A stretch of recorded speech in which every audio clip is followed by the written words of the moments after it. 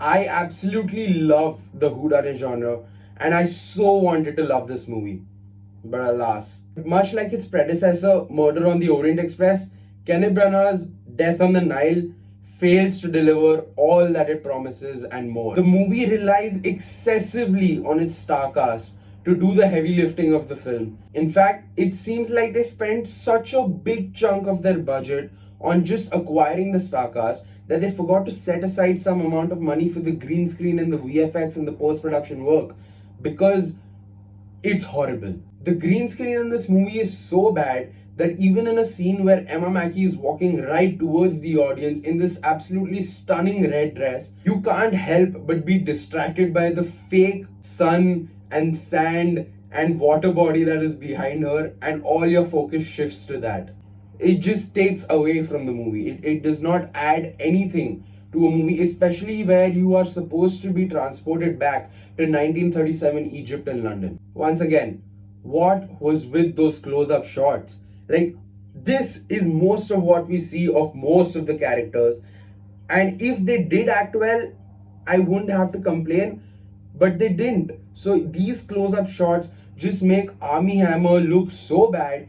Gal Gadot and Armie Hammer play arguably the main characters of the movie, and despite all the talent that they possess, they have nothing to show for it in this movie. Despite all the calls that Lucy Bevan, the casting director of this movie, might have made to get such a star cast, the acting of most of these actors does give her a bad rep.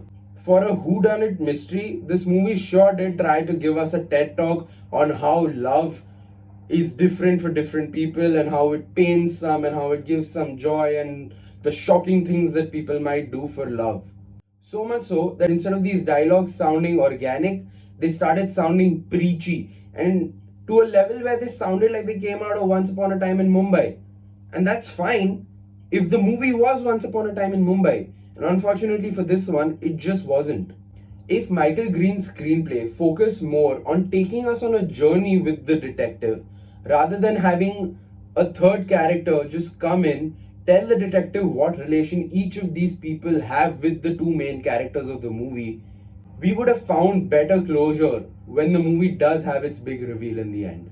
Instead, the focus of the screenplay is on long monologues on love and other trivial matters, as a result of which the first half of the movie simply just feels like a drag.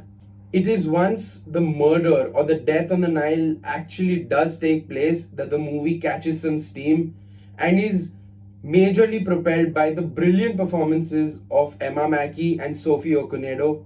The remainder of this stellar star cast just does not live up to its expectation, as a result of which it fails to captivate the audiences.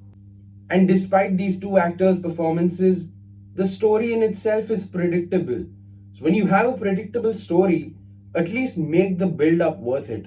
In this movie, the audiences don't get the satisfaction of either. Also, side note, Ali Fazal plays the role of Andrew in this movie.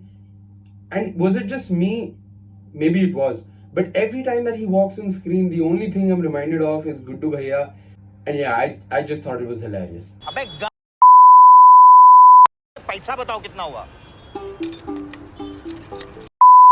Lastly, I hate to hate on a movie. I absolutely adore the whodunit genre, and I wish this movie would have been nearly as good as Knives Out or Prisoners or Shutter Island or any of the other great movies in this genre. But when a movie has as much potential as this did, and I know it did because of how good the source material is, because of how good the star cast is on paper, it is deeply, deeply dejecting and disappointing to see what this movie has turned into and all the potential that is wasted. I'll give this movie 4 deaths out of 10 deaths on the Nile. I suggest that you watch it if you have absolutely nothing else to watch, because yes, it does provide some entertainment, but it really does not live up to your expectations. Let me know what you thought of the review. I'm happy to discuss all your thoughts about this movie in the comments down below. Don't forget to like, share, subscribe, all that jazz, and I will see you soon with another review.